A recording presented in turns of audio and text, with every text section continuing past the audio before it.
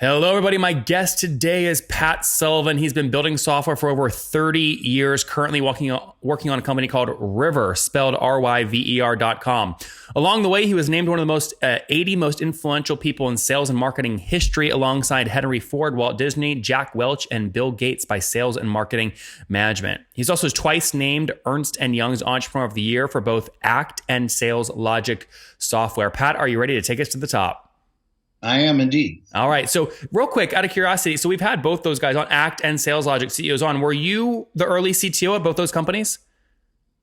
Well, I've never been a CTO. I don't consider myself a technology guy, although obviously you have to. But no, I was a CEO, founder of both of those companies. Oh, I see. Got it. Very good. When did you leave ACT? And in ACT's case, I was a co-founder with Mike Muni in Dallas. Yep. So when did you leave ACT? We sold it to Symantec in 1993. And then after I started SalesLogix and we went public, we actually bought it back from Symantec in 1999. So I own both ACT and SalesLogix, ACT twice. That's so funny. And when did you leave SalesLogix? SalesLogix got sold to Sage Software in 2002. Okay. And then, so was 2003 the founding year for River? No. Sometimes it feels like it was. But no, River didn't get started till about 2012. Okay. So there 10 years you backpacked through Southeast Asia. What was Pat doing? No. I did a couple of stints being CEO of other people's startups. And so River is actually my fifth venture-backed startup where I raised money for all five of those companies. I did try to retire twice, and I found out I wasn't any good at it. It makes good sense. So you launched your own company in 2013. Tell us what River does and what's the revenue model. How do you make money? Yes, River is in the team communication, project management space. Competing since it's a combination, it competes in a way with Slack, with Trello, with Basecamp, products like that. And Pat, so each of these guys, some of them have multi-billion-dollar valuations. How do you wage wars on all these fronts? Well, in any space, particularly a new space, there's never just one winner, and there's always a way, if you really work at it, to differentiate and find a place where they're not as strong as they seem. And we have done that with River. And so walk me through, I don't want to go down every customer cohort, but on average, what's a customer pay for this? We have a $99 a month unlimited version, meaning unlimited everything, users, guests, storage. So it is a flat rate of $99. We also have a $49 starter package, if you will, for 12 users or less. Okay. So what would you say the average, again, payment per month is? $49, $99, somewhere in between? Well, the average revenue per customer is just over $70. So okay. Most of the users tend to be the 99. We also, in the last days, have introduced an enterprise version, which includes a single sign-on and a number of other enterprise features. And that is priced based upon having a conversation with a large company and determining the value of the product for them. Mm-hmm. And so you founded obviously in 2013. Have you raised capital, and if so, how much? We have. We've raised actually $13 million, and that has been over a space of the last 6 years. Yep. So you sold ACT to Symantec, then obviously you take SalesLogix public. I think that brought him $30 million on day one. People are going, wait, why is a guy like Pat with his kind of history? Why does he need VC money? He should just, give him the finger and do it himself. Well, why raise money at all? I learned long ago that entrepreneurs, the second time that they start a company after selling, they make the mistake of funding their own company because now that they've sold a company, they're really smart. Yeah. And there's a validation that you have to go through in getting others to invest along with you. A wise man said you should never fund your own startup. Just you have to have that validation that that you're onto something that other people believe along with you. Yeah, that makes good sense. And also, it puts the focus on your ability to convince other people to get behind what you're building, right? And they got to put money behind it. Absolutely. All right, very good. 2013 launch date. We're now 4 or 5 years later. What have you scaled to in terms of total customers? We have nearly 1 million users, growing very, very fast. In terms of number of customers, it's in the thousands, and like I say, growing very nicely. Can you give me a range there? So can we say between 1,000 and 10,000? Is that fair? Oh, I'd say between 1,000 and 2,000 at this point. Okay, great. So between 1,000 and 2,000. So if we stay conservative there at 1,000 times at $70 price point, you guys are north of 70 grand per month right now. Is that accurate? Correct. Have you broke the $1 million ARR mark yet? Very close. I was going to say that's a big one. Pat, now you've had a lot of big wins in your life. Do you still drink champagne when you pass that $1 million rate? The first $1 million is always the hardest to get. And yes, I definitely will pop the cork when that happens. That's good. Now, Pat, I have to push you here a little bit because someone listening to those numbers are going to say, well, wait, Nathan, he's raised $13 million and it's taken him 4 or 5 years to hit $1 million run rate. That's actually not great growth. How would you respond to someone who might be thinking that? Well, a lot of people forget that this is hard. We look at the outliers, the companies that, in their first year, second year, they're an overnight success, and that generally doesn't happen. By far, the majority of companies struggle, and River, of all my startups, has been the most difficult. We have the dubious distinction of having to compete with Slack, who is, they're an all-star, and they've done a lot of things right, and now have raised over $1 billion, and more power to them. So we entered a space not knowing that they were going to be a phenomenon, and so it's taken some time to figure out where we could differentiate in a significant way. Mm-hmm. Who launched first, you or Slack? Oh, Slack, easily by 2 years. But okay, got it. Because you were okay. So you were 2013, they were 2011. While we started in 2013, we didn't ship the product until 2016. Oh wow. Like them, actually, they built something else before they built Slack. We built something else before we built River.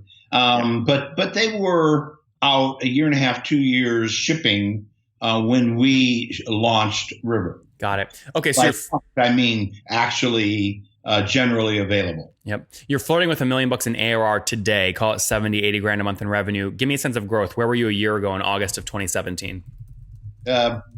Virtually zero. Oh, got it. Okay, so all the growth has come over the past 12 months.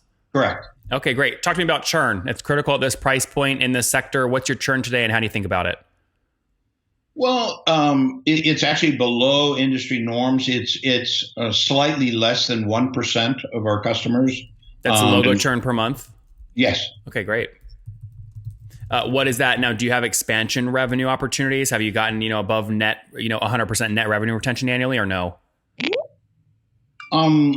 I'm not sure I understand the question. You mentioned you had 2 price points. One was $49 a month. The other was $99 a month. It's really difficult to get net revenue expansion to be more than 100% year over year if you don't have strong expansion revenue from your current customer cohort. My question was, do you have the ability to drive expansion revenue today? And is your retention higher than 100? Yes, absolutely. We are growing. Last month we grew almost 50%.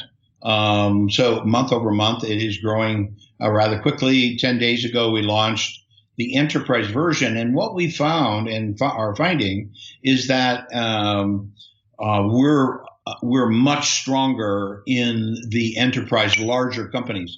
When I say enterprise, it's different than what it used to be. It used to be, 30,000 employees and up. The companies who need single sign-on and the enterprise features really begins around 500 users. So it's really mid-market and up. Mm-hmm. Talk to me and about we have several very large customers. Talk to me about CAC. What are you paying to acquire customers? It cost us $17 a lead. And how many leads do you need for a new customer? Oh gosh, you're asking me things that I don't know the answer to that. Well, I mean, if I did the math, if you said you had 1 million users, do you consider a user a lead? A user is a lead. A company is a lead. Okay. And users leave companies and go somewhere else, and they say, "Hey, you should use River." So a user sort of is always a lead. Okay. I mean, the reason I'm asking, if you have 1 million users and 1,000 paying customers, you can get a conversion rate from kind of a free user to a paid one, but it's obviously extremely low right now. So what I'm trying to figure out, maybe the better question is, why do you calculate your costs on a per new lead basis instead of a per new customer basis? Probably because I'm just not very bright. I doubt that significantly, considering your history, Pat. I have people who know that. That's not really where that level of detail. I have better people than I who are watching that. That makes good sense. What's your team size today? I have almost 20 people who are working on River. Okay, and break even, cash flow positive, or no? You're still investing. Still investing. Still investing. Now, is it important to you? I mean, do you have a break-even month in mind or no? Yeah, I would like to think that in the next 5 to 6 months, we will be even profitable. Oh, great. Good. So, but currently, again, negative EBITDA. Yes. Yep. Nothing wrong with that, especially if you've got the cash in the bank to obviously make those investments. Besides user acquisition, where else are you spending that 17 million or 13 million you've raised? Well, at this level, it's always development, and we also obviously spend some money on marketing. We do a really good job of digital marketing, but it's all about the product. People ask me, well, what's more important, the product or the marketing? And I always answer that, well, the product is really about 80% of what's important, and marketing is about 70%. Yep. You can't market a bad product. Yep. So what do you spend? What do you spend per month in paid spend? Do you know? Yeah, I don't know that I really want to talk about that. I mean, how significant though? I mean, are we talking like $100,000 a month or like $1 million a month? Oh no! With digital marketing, you can accomplish so much more than the days of ACT and SalesLogix. Running a single ad for SalesLogix was $30,000-$40,000. My entire budget is less than that. Yep. And we get more leads than I got running ads in magazines with SalesLogix. That's funny. Are you right now looking to raise any capital or no? No. Any acquisition talks to sell the company? No. All right. It's far too early, and things are far too good to sell it at this point. Pat, how do you know? I mean, you've had a lot of success. How do you know when you have to cut bait on something? Do you say, if we don't have this amount of revenue by this date, I have to just shut it down and flash sale it and move on to the next thing because of the opportunity cost of your time? Or do you not think like that? Oh, you always think like that. I'm pretty stubborn, and there were times where, heck, there were times during ACT, which ultimately sold 30 million plus copies, that we thought we were going to fail. We honestly thought we weren't going to make it. And it crosses your mind, well, maybe we need to shut it down. So, yes, you do think about that, but in my case, I'm far too stubborn to give up early. I hear you. All right, Pat, let's wrap up with the famous 5. Number 1, favorite business book. The Hard Thing About Hard Things. Number 2, is there a CEO you're following or studying right now? I have great respect for Elon Musk, just simply because he has such a wide variety of interests. I'm impressed with Elon. Although I thought he made a mistake saying that he had funding for a buyout or taking it private. We'll see what happens there. Number 3, what's your favorite online tool for building your business? Oh, it has to be River. No, besides your own. Besides my own. I use, I grew up in this industry using Microsoft Office, but have transitioned over the last couple of years to Google Office products and collaborating online with documents, spreadsheets, slides is amazing. And I think it's better than Office 365's online versions. Not the offline, but the online versions. So Google Suite. Number 4, how many hours of sleep do you get every night?